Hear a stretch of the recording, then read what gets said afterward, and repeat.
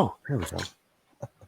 And ladies and gentlemen, and welcome to the S&P Sports Show. I'm your host, Sean Stewart, and it is October the 11th, 2022. And we're going to be doing a lot on this show. And for the first time, we're going to be talking about fantasy football. That'll be later on the show, as a matter of fact. So I have my co-host, Mr. Anthony Paulitz. How are you doing, my friend? I'm doing good, Sean. You know, new evolution to the show this week. We're going to start bringing in a little bit of fantasy elements, so stay tuned for that a little later in the show. We'll still cover, kind of our normal football repertoire, recap of NCAA, recap of the NFL week. We're going to touch a little bit on fantasy football for some of you fantasy football junkies out there. And we'll roll with that. So, Sean, let's get the show going here because, man, craziness. We're 6 weeks into what? What week are we into now? Is this week 7 of college football here? This is week 7. It is week 7. I mean, you already have some bowl eligible teams, actually. Hard to believe. One of them. Yeah, Michigan is one of those bowl eligible teams. I mean, it's crazy we're at this point. And this past weekend's games, I mean, nobody got really upset like in that top echelon of teams this week. But looking at that schedule, you kind of figured, the top 10 was probably going to stay pretty steady where it was, I mean, Michigan won. Granted, they didn't have a good first half, but as expected. I'll attribute that a little bit to the whole Mike Hart incident. Your head was probably a little bit out of the game at that point. But the second half, that was pretty much pure domination in the second half of that game. Clemson beat the snot out of Boston College. Like I said, like I've touched on, Clemson, as long as they get by Notre Dame, if Notre Dame's even on the schedule, they got a pretty clear path to going undefeated. Then Oregon go ahead.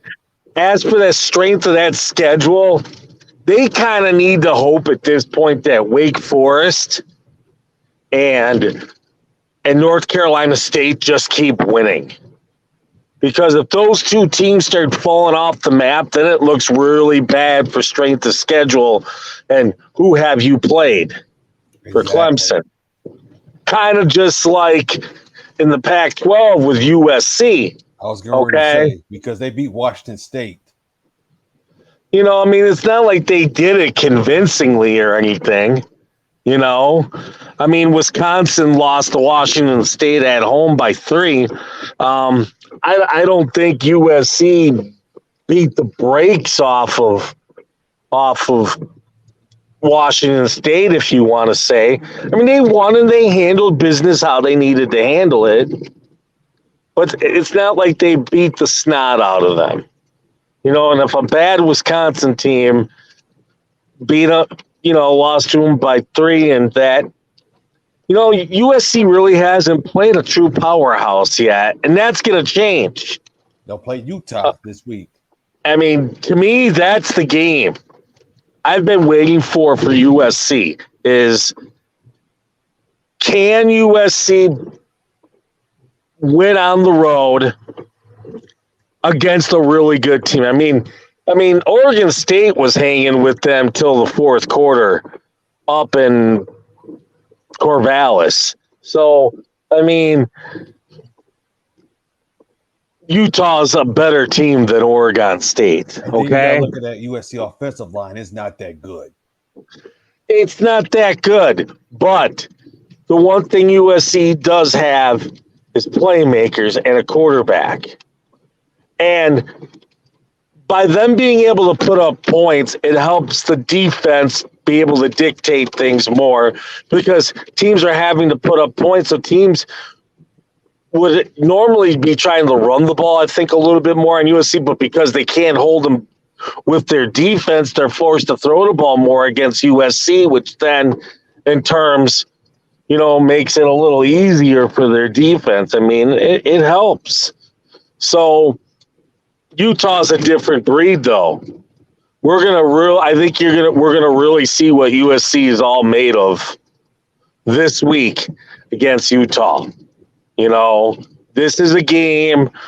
This is a statement game. If you're Lincoln Riley and USC, where you got to be like, hey, if you want a chance at the college football playoff, you're going to probably need to win this game against a good Utah team because they aren't going to be puffs like Arizona and Arizona State and some of the other softies per se on the schedule. I mean, you do have UCLA, who's undefeated also. So right now, you're USC. You need to beat Utah and UCLA, and then run the table. And you need those teams to keep winning, just like how Clemson needs North Carolina State, and they need like Pittsburgh, and they need Syracuse, and they need Wake Forest to keep winning. And don't forget about TCU beating Kansas. Yes, TCU with a big win over an undefeated Kansas. Let me say this: Kansas is a much improved football team. I'm not saying like they're the greatest thing since sliced bread, but they're a lot better than what they have been. That program was in the dumps, folks. And I mean, since Mark Mangino left and the Kansas football program had some major internal issues, they've gone through coaches left and right. And, Charlie Weiss couldn't figure it out. And Turner Gill couldn't figure it out. And a bunch of no-namers couldn't figure it out. And Lance Leopold has jumped in and turned that program into something pretty damn good. And I think he's going to be a hot commodity. Whether or not Kansas can lock him up long-term after this season, that will be another story. They're going to probably have to do some major things at Kansas besides up the man's pay in terms of facility improvements, stadium improvements, training, NIL improvements. I mean, if those things aren't there, then he's probably gone to a better Power 5 school. So that'll be interesting. Speaking of the Big 12, Oklahoma, where are you? That was really bad. That was pretty I bad. mean, that was the most lopsided win by Texas in the history of that rivalry. 49-0. I mean, I know you knocked out their quarterback during the game, but damn, you let 5-7 Steve Sarkisian do that to you? And you made him look like a genius.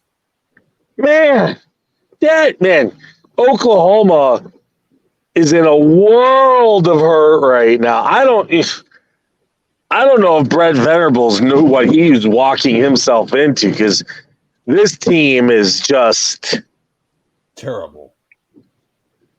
Man, going into that Kansas State game, they were like a top 6 team. Because I got to look at their stats. People were hyping this team up. Matter of fact, let me look at the stats for that one. And Kansas State went in there and just jaywalked them. No offense to Kansas. Jaywalked them. Right. TCU just beat them up. And then Texas, I mean, right now, I don't know who's playing the worst football right now, Oklahoma or Michigan State. Well, between the two, they got to be the most two disappointing teams in the country right now. I got the stats for Oklahoma. They were 3 for 15 on the third downs. They had 39 passing yards, and yards per play was like 3.3. That's how bad it was. That's an embarrassment. that's just as much on coaching as it is player development and talent. And they got no defense there. You know what? I'll go ahead. You know how we always talk about the Lions. I'm going to call it about the Oklahoma defense. Okay, here we go. Same old Oklahoma defense. Same old Oklahoma defense. Because I hate to tell you, Brian Bosworth ain't coming out the tunnel, folks. Okay? He's not. Brian Bosworth, he hasn't played there in 37 years, folks. I mean, seriously. Oklahoma's not really known as much of a defensive school. They're known as offense.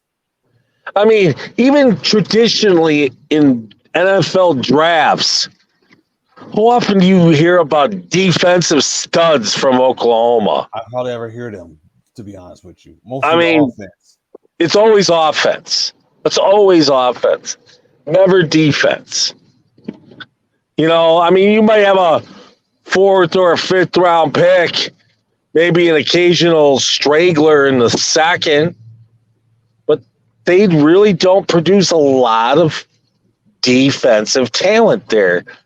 And I don't know how much, you know what? I don't know all the players that transferred from Oklahoma to USC. I'm sure that list is somewhere, and I'm sure it's probably 7 or 8 guys that did. I wouldn't be shocked. Maybe more. I'm not sure. Okay? But Lincoln took all the damn talent and stripped it. And now the real question is, how much is this going to affect Oklahoma in recruiting? When they go to the SEC. Man, you're doing this, and then kids are looking at this, and exactly, and you're about to jump into the SEC and face Alabama and Georgia and the Mississippi schools from Florida, and you're getting curb stomped by TCU. You got curb stomped by 49 points. By Texas, and not a great Texas team either. Texas team that lost to Texas Tech. Right. Let's not forget about that. I mean, they're not a bad team, but damn.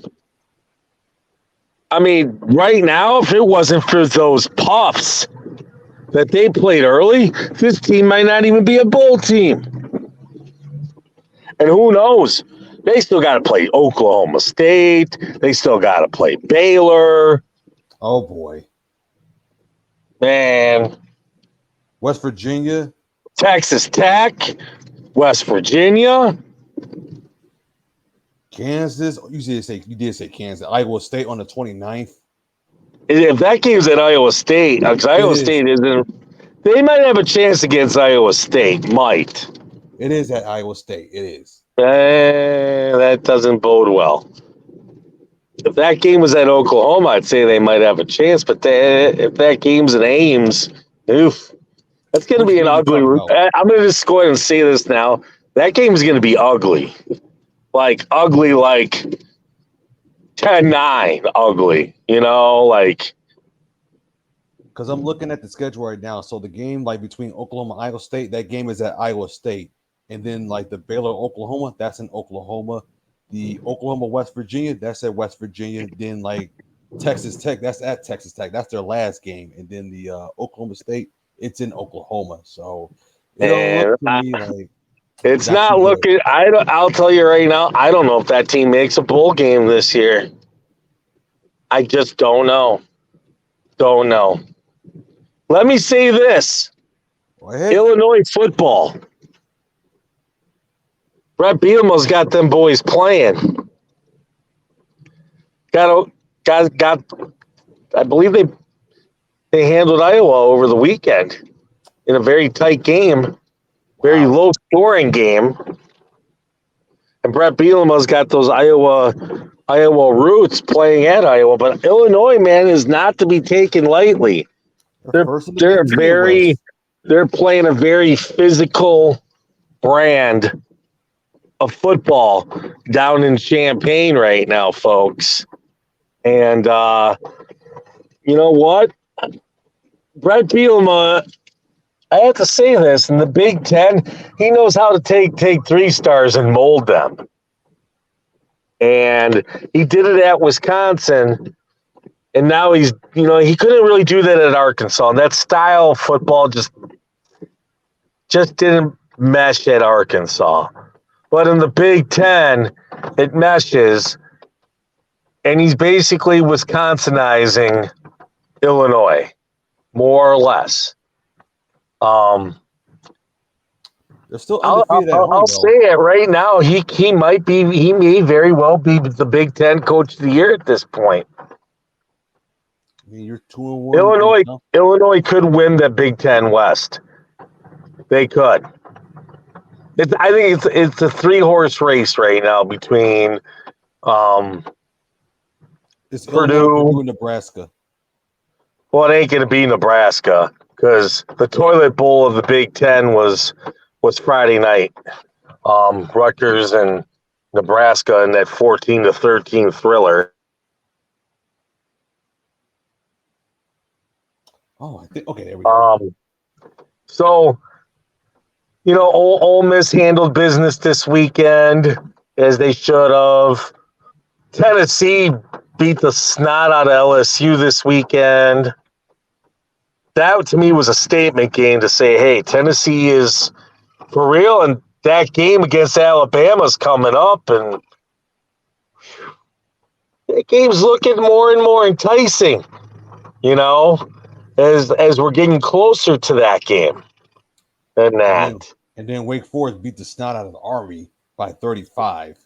Yeah, well, that Wake Forest, like I said, it's the ACC, and all Clemson has to do is go undefeated and hope North Carolina State and Wake Forest, don't get too banged up in terms of their record because they need that strength of schedule. I really do not think the ACC is all that strong. I mean, Clemson actually moved up in the poll, and they beat a Boston College team, which I don't think was all that. Boston College really hasn't been much in a while. Somehow they moved up. There's a team moved up. James Madison, they're 25 now. Hey, let's give that program some props. 5-0. James Madison is now an FBS school, and when they were at the level below, they were balling. Okay, they were always in contention to win that championship. Like them in North Dakota State. Those two would go at it, right? Correct. And James Madison's 5-0. I mean, they could build something pretty special down there. I mean, you got the right coaching, you got the right mentality. That school loves football. I mean, that's the type of school that could do some serious damage down in that. I don't know if they're in the Sun Belt or Conference USA or whatever they're in, but they're in the American Athletic Conference. Okay, AAU, whatever, Conference USA, same thing. Whatever. Put it like this: they can run the shop in that conference. Seriously. They're talented enough to run the table in that conference. I mean, they could be this year's Cincinnati. Just throwing it out there. Just throwing it out there. Thank you for letting us know that. So that way we can watch ESPN 3. Hey, ESPN 3, ESPN 8 the Ocho, it's all good. Right. So let's get into the NFL now. Yes. I'll just go ahead and start with the disaster. Oh boy, the Lions. It is not looking good. I didn't see any kneecaps being bitten on Sunday out there. And the no fence actually looked like it played some defense on Sunday. Because in the previous 4 games, the Lions' defense became the no fence. Not all those 29 points are on the defense here, folks. I'll say this. The offense this week left the defense hung out to dry. And the defense was on the field so long at the end that some of those points were just tired points at the end. I mean, that game should have been 6-0 or 6-3 at halftime. And going for it and that turnover changed the whole complexion of that game. And all the air in that bubble just blew out and popped. That moment, the Lions were done for. It's like the Grim Reaper came and snatched their soul out. And you could see that soul being taken like it was an episode of Scooby-Doo and just ripped out. No, seriously. That soul was ripped out. Seriously, I was watching that game Sunday, and as soon as that happened, I'm like, that's it. It's over. It's over. It was over. You mean the way the game was going? I mean, you get 6-3, bring it in the half, then you get New England reeling a little bit like, oh my God, the Lions are in it. It's 6-3, and we're at home, and we haven't done much. But, man, when you gave them that confidence off of that play, that was it. Man, after that, Matthew Judon just lit it up like it was Rockefeller Center. Christmas Day. Man. And Stevenson Penny Sewell did not have a good game. Taylor Decker had a bad game. Penny Sewell did not have a good game. Penny Sewell was to blame for that turnover that led to 6. And that secondary for the Lions, how many injuries happened Sunday? My goodness. Like, especially that first one, there were like 4 plays in a row where a Lions corner was hurt. In a row, it was like boom, boom, boom, boom, boom. And, man, he was dropping like flies out there, man. I mean, it was like Ralph Macchio had the sticks in his hand, just picking off little Lions players. And Stevenson for New England had like 161 rushing yards, including the Lions. As I've said, Sean, this Lions team cannot stop the run. The defensive tackles are absolutely atrocious. Absolutely atrocious. This is the worst front 7 in the league in terms of stopping the run. It's probably the worst front 7 in the league in general. Let me see for the stat for that. I mean, seriously, there is no pass rush going on out there, folks. None. The only game they did a little bit against Philly, and then the Washington game, they got to the quarterback a ton, but the Commanders are awful. Okay? I mean, the Commanders put up 27 second half points. I don't know where they went the first. They went to Hitsville, USA during the first half of that game and wanted to see the Marvin Gaye and Smokey Robinson collection. Because seriously, right now the Lions could easily be 3-2, and they could easily be 0-5 right now. I can see that. And they're 1-4. I mean, the Vikings game they blew in the last 45 seconds. They couldn't stop Jalen Hurts and Miles Sanders worth a damn. They haven't stopped the running back all season, other than Washington. And that's because Washington's offense is not that good. They don't have a good offensive line. Correct. So this bye week is coming. Okay. And then I don't know who, And it came at the right time. But now you've got another 12 games to get through. And this team's going to be banged up. And this team will have a top 5 pick. It will. And the only thing I can say is they better not draft C.J. Stroud. That would be a bad decision they ever made because I don't think C.J. Stroud even is a great quarterback in the first place. It's nice that he's putting up gaudy stats, but when all your receivers are top 20 recruits nationally, like top 20, 5 stars, top 20 ranked nationally, and just burners, okay?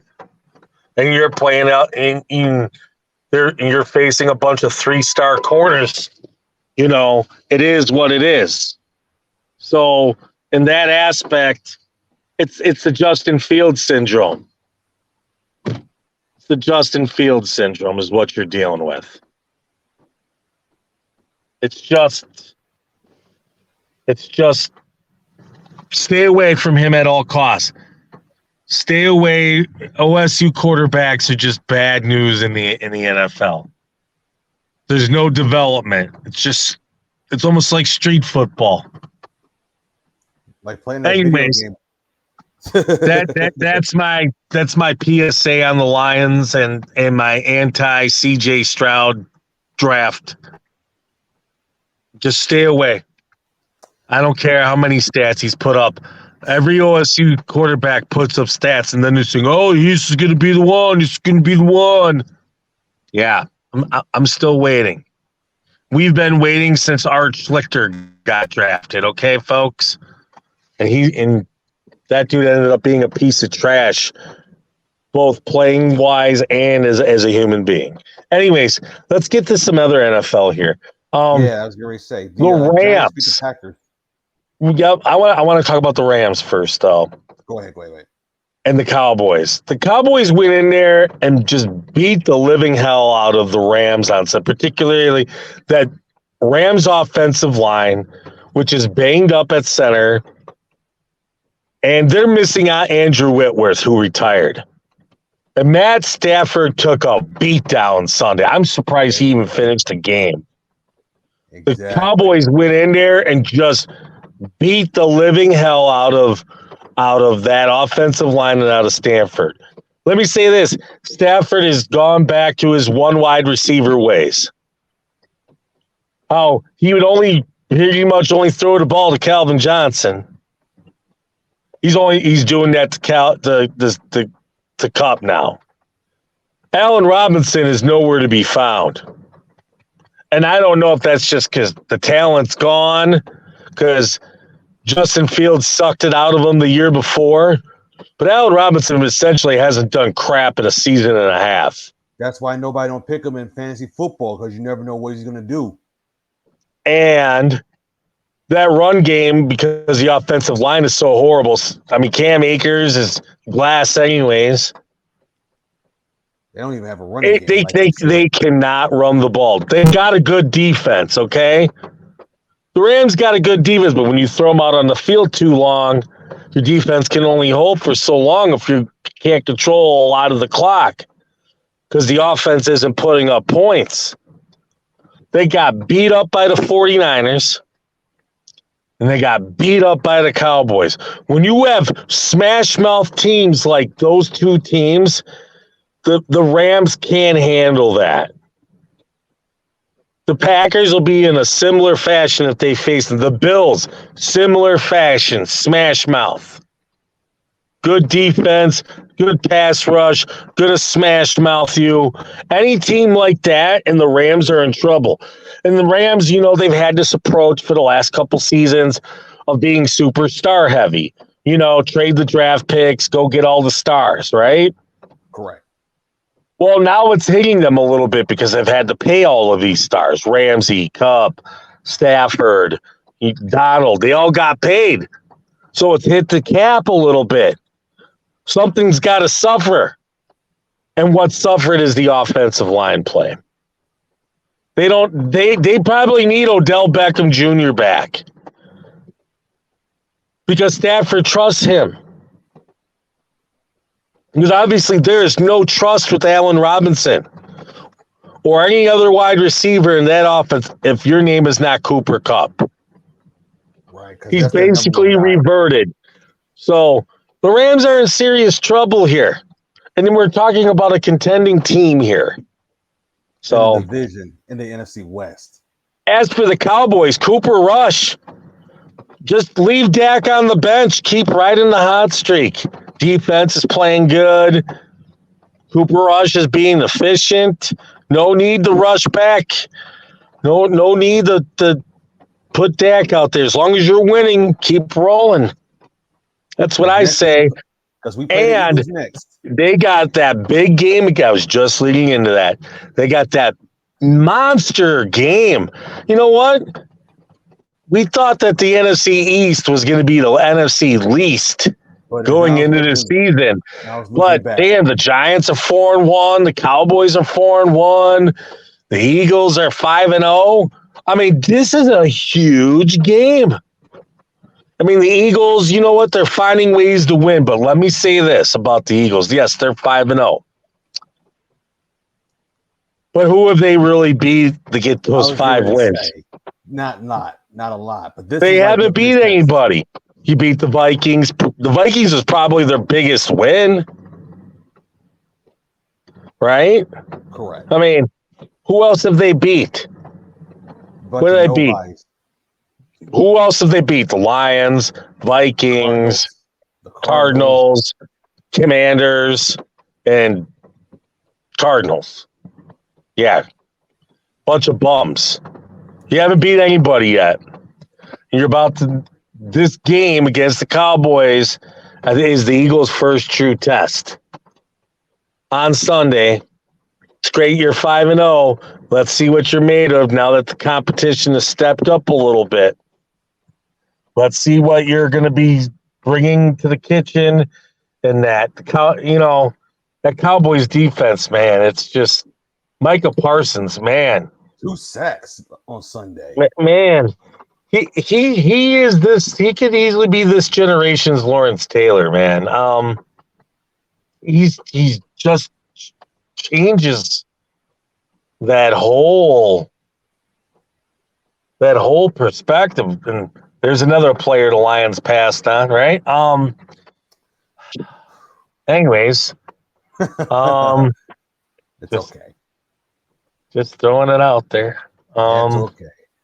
The Jets, they won surprisingly, but they beat without Tua. So well, you know what? The Zach Wilson show is finally beginning to show some improvement. He's got some weapons to throw the ball to. Robert Saleh's showing he can coach a little bit. The defense is not half bad. Right. Defense is playing tough. And they got the right. And now Yep, and Joe Flacco isn't the quarterback. Now it's Zach Wilson. Things are beginning to open up. He's wide, you got Garrett Wilson and Berrios, and, things are beginning to open up. I mean, the run blocking could be a little bit better on offense. But, hey, they beat the Dolphins. They beat the Steelers in Pittsburgh last week. And now if there's a team that's reeling, it's the Steelers. And, they went to Kenny Pickett this week. Personally, I probably would have waited till after the Buffalo game to make that switch. Throwing a rookie out there in that environment, you can really demoralize a talent, You can really demoralize and ruin a kid putting him in that situation. So let's hope that. Bad.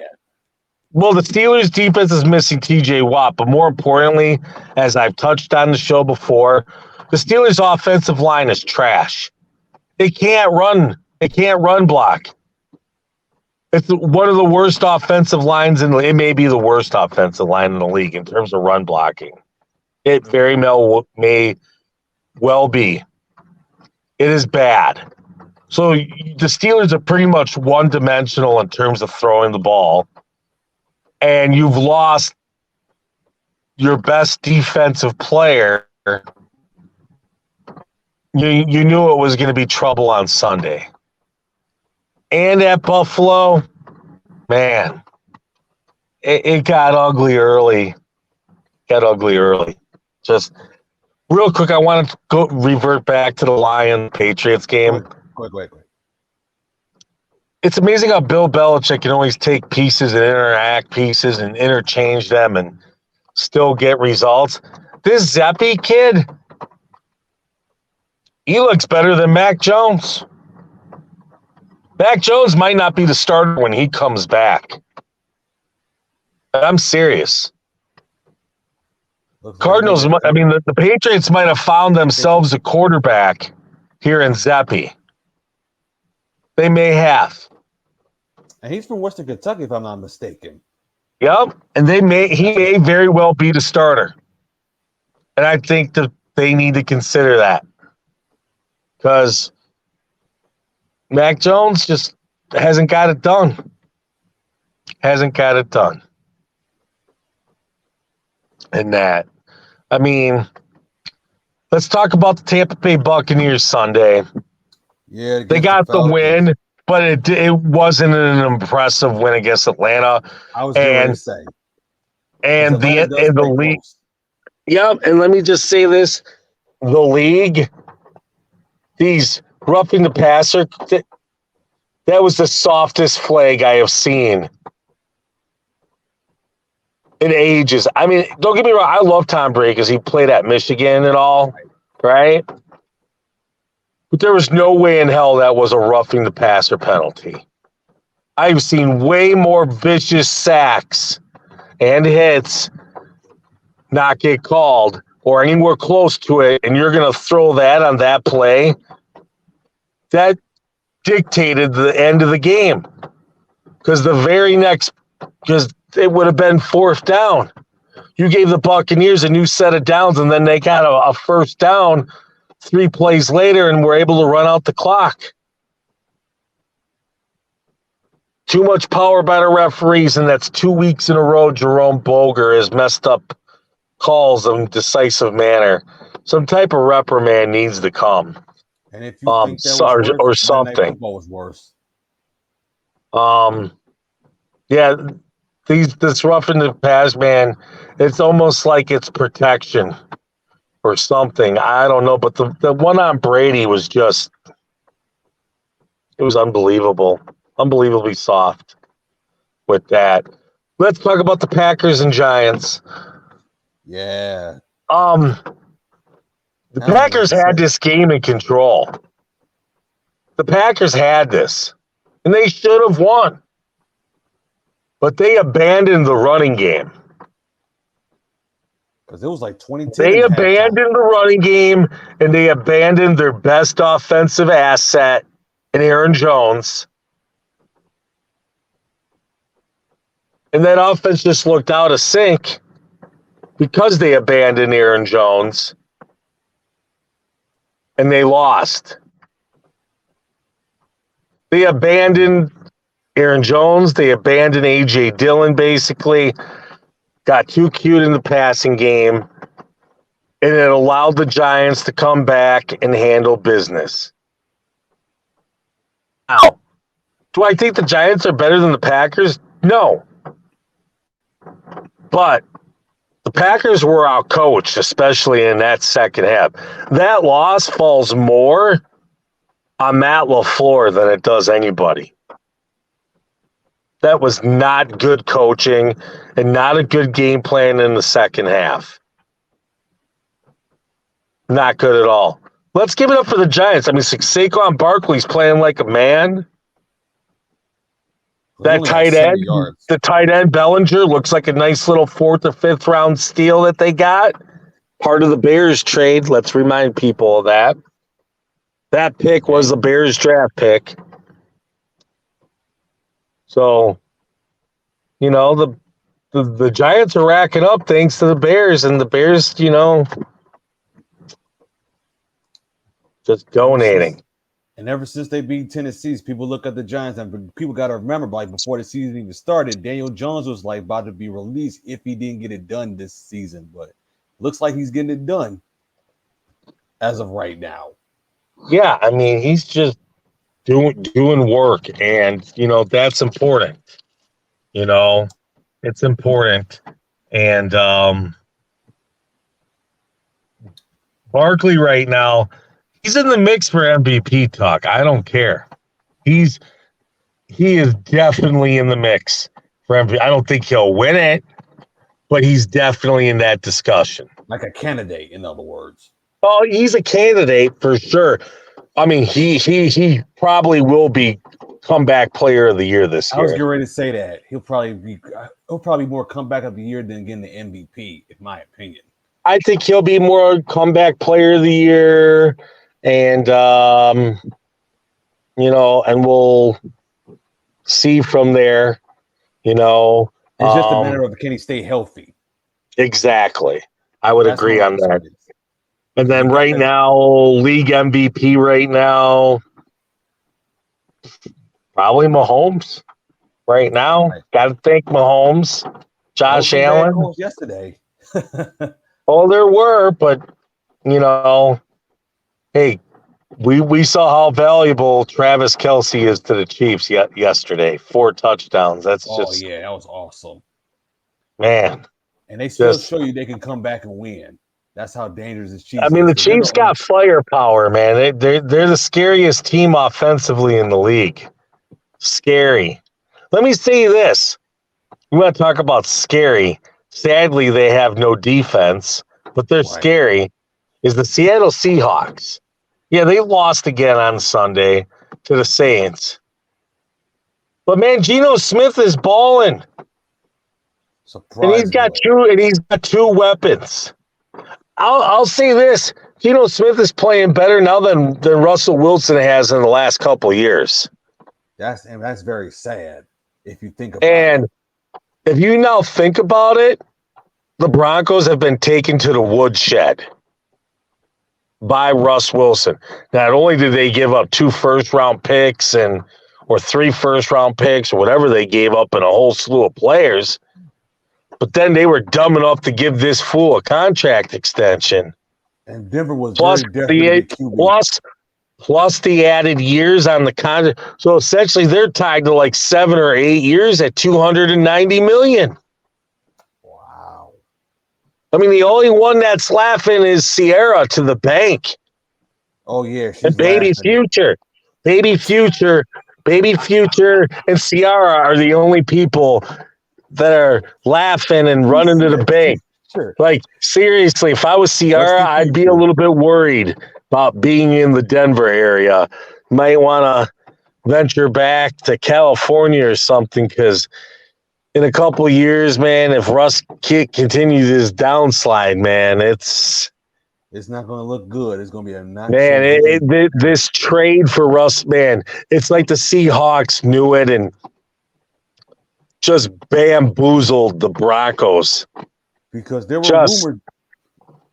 were rumors like previous years, like they want to trade Russell Wilson because I think it was the year when Patrick Mahomes got drafted. They wanted to draft Patrick Mahomes, but that didn't happen. So it was big years. Yeah, he was taken before they could get the chance to, but it just shows you, man, the Broncos, man, they really are becoming Walmart if you think about it, man, because first they got bought by the Waltons and Walmart, and now they got Russell Wilson, who's going to eventually be sitting on the shelf. I mean, it just looks like a horrible trade. You have no first-round picks now for 2 years. That's bad. You're going to be up against it with the salary cap, especially once this massive contract kicks in. You caved in on a 35-year-old quarterback who hasn't proved anything the last couple years.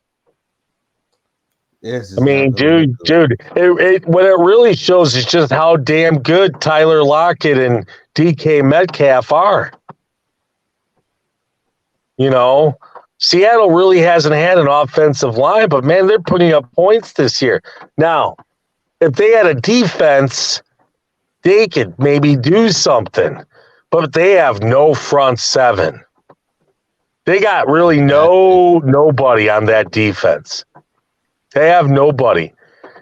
And Geno Smith's a free agent after this year. Geno Smith's going to command some money somewhere. He keeps playing like this. He is going to get paid. And you know the funny thing was, I thought like before the season even started, I thought Seattle was going to draft a QB, but apparently it's like, what you going to do if you're Seattle? Do you get Geno Smith or do you get a QB for the future? I personally thought that they were just going to suck this year really bad and then draft the QB in this draft. But Geno Smith keeps playing like this. Somebody's going to throw him some serious dough. But I'm going to say this, though. I think he is a product of the Seattle offense. Because Metcalf and Lockett, man, they got receivers in Seattle, even besides that. And, dude, I'll say this. The Seattle offense is pretty damn good. It's as good as that Seattle offense is as good as the defense is bad. They need a running game. Well, they got Kenneth Walker, and he looked pretty good Sunday against the Seahawks after Penny got injured for the year with that broken leg. Obviously, two different styles of backs, but I think the Seahawks will be fine. I think now, they got to focus heavily on defense. In free agency. Well, you don't even need that. You just gotta. I'm just saying. You gotta build that defense through the draft and just go heavy through the draft. Draft yourself a veteran defensive leader. And I mean, sign one, right? Because Bobby Wagner's gone now, so you need some type of veteran presence that's good to lead by example, and then hopefully you hit on some pieces in the draft. I mean, and as a matter of fact, Geno Smith actually leads the league in completion percentages. If you didn't know about that, like I said, I think I think it's a product of Seattle more than anything. I think Russ Wilson. Be careful what you ask for, kids. But did he get paid? Getting that paper. Don't be surprised. So many people are going to drop in fantasy leagues. It's a paper chase, It's a paper chase. I want to sing the song lyric, but I can't because it's a bad word. But it's right. It's a beep it paper chase. Anyways, let's get to fantasy here. People have been patient. Sean, when are you going to keep rocking the aviator glasses? Sean, are you going to talk fantasy football with us? AP, are we going to ever talk fantasy? Okay, folks, we've heard, we've listened. We're going to talk some fantasy football. Exactly. So let's start here. Najee Harris. We're just going to do some general comparisons tonight. And then once on Thursday, then we'll get into the actual games. Okay? All right. So let's do that for tonight. All right. Let's do Najee Harris, folks. He's not going to get you a lot of rushing yards. So you better hope Kenny Pickett throws him the ball, or he's not going to put up a lot of fantasy points for you. Because the Steelers have among the worst offensive lines in the league. Okay? There you go. Sorry, Najee Harris fans or people who drafted him really high. You're going to be stuck. The guy I was wrong about, Saquon Barkley, putting up points. Dalvin Cook, as long as he can stay healthy, will put up points. Okay? Christian McCaffrey's probably good for 15 to 22 a game for you. Because that offense isn't all that exciting, and who knows what Carolina might try to trade before the deadline now that Matt Rule got fired. Correct. That's how you kind of know the NFL season's really here, when you get that first head coach firing. Let's continue here. Stay away from the Ravens running backs. I don't care that J.K. Dobbins is back. It's just Lamar Jackson takes away running back touchdowns, just like Jalen Hurts takes away running back touchdowns. Exactly. I would agree with that one. So, I mean, yes, Jalen Hurts is balling out this season and getting rushing yards, but if you I think Miles Sanders is an okay player. gets hurt a little too often. But Jalen Hurts steals touchdowns away from running backs, kind of like how Lamar Jackson does.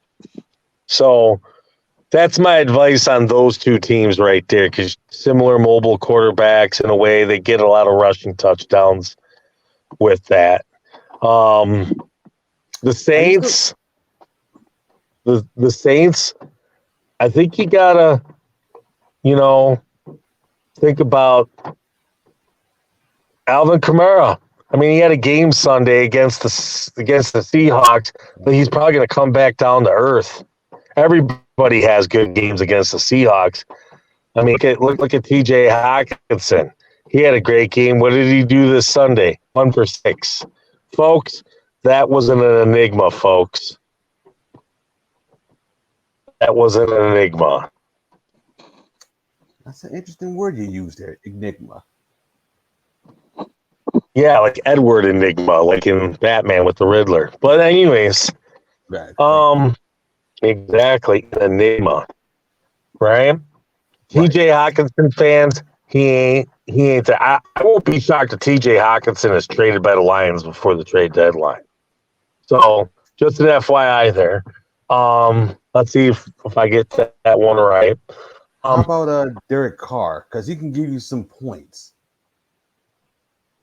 Yeah, he's like that average quarterback. You know what? He's never going to have like that sensational game for you, right? But he's not going to have that Ryan Tannehill dud, that Jared Goff, Carson Wentz dud. Derek Carr will always get you that 15. He ain't going to get you a lot. He ain't going to blow it up and do 40 points for you. It ain't going to get you 7 or 8. But you know what? He's consistent. He'll get you like that 15 and just be happy, okay? He's like a 250, 250 yards and 2 touchdowns kind of a guy. 3 if you're lucky on a certain day, but usually if he's got that 3, he might have an interception in there too. So, rookies that are heating it up so far. The Ohio State wide receivers, obviously they're drafted. Amon Ross Brown, I don't know if he's going to be the same since that high ankle injury. I mean, he didn't look all that great on Sunday against the Patriots. I mean, the bye week came at the perfect time for him. I mean, those first couple of weeks, man, he was setting the world ablaze, and then ankle got rolled, and he hasn't been the same in the last 1.5 games. So he's back off a bye week, hopefully he's back to his old self. So he was setting the world on fire.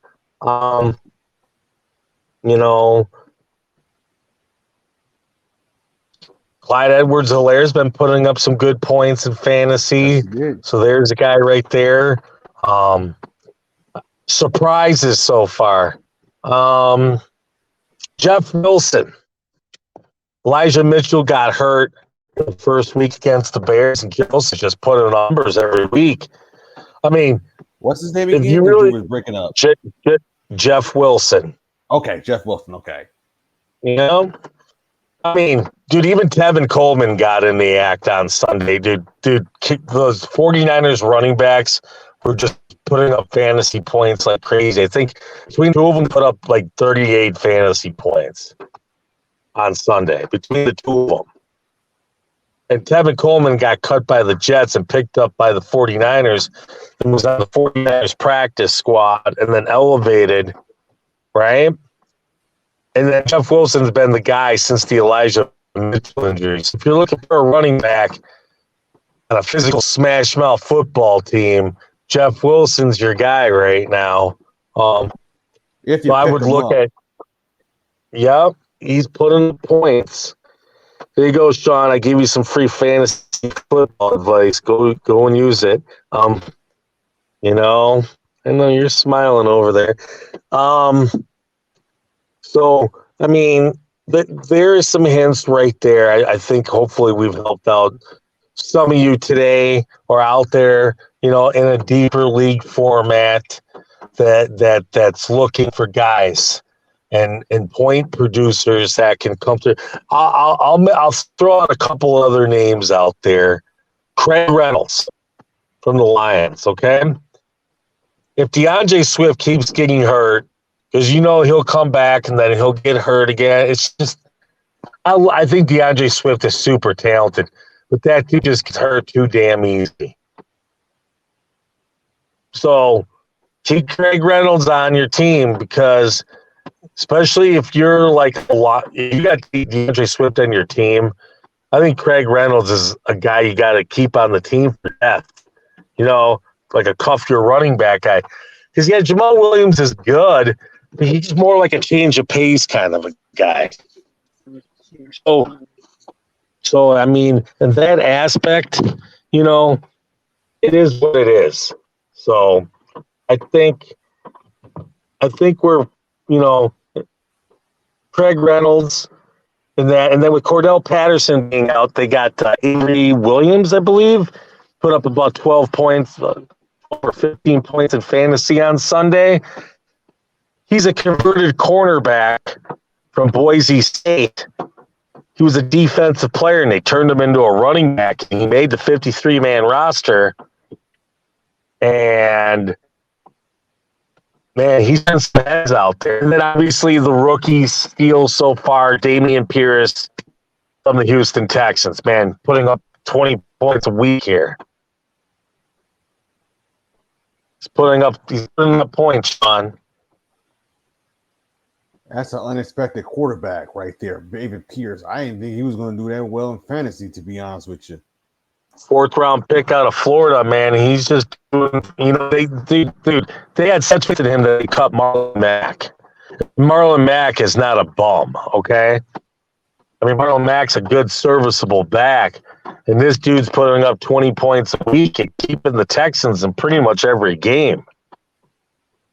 I mean, the Texans aren't getting blown out. The Texans are hanging every game, Okay. And if they're losing by like 3. They lost to the Bears on the road by 3 points. Right, on that last. It's not. Yep, it's not like they're getting smoked every week. It's not they're getting taken to the woodshed like the Lions or the Steelers. They're playing some tough branded football right now in that. So, I think those are some guys, and we'll hit more on the fantasy thing on Thursday when we get into actual games and matchups and players facing defenses and stuff. So, right. Just some insight so far as the season has come along here, folks. Right. And also want to remind you that the S&P Sports Show with me and Anthony Pauls will air Tuesdays and Thursdays on the Sports for America and YouTube channel. And you can also listen and subscribe to the S&P Sports Show on Stitcher, Google Podcasts, Spotify, iHeartRadio, TuneIn, and Apple Podcasts. Now, if you're listening on audio, you can follow us on Facebook at facebook.com/Stewart, STEWART, and AND, and then the letter P. So just want to let you guys know about that if you guys listening on audio as well.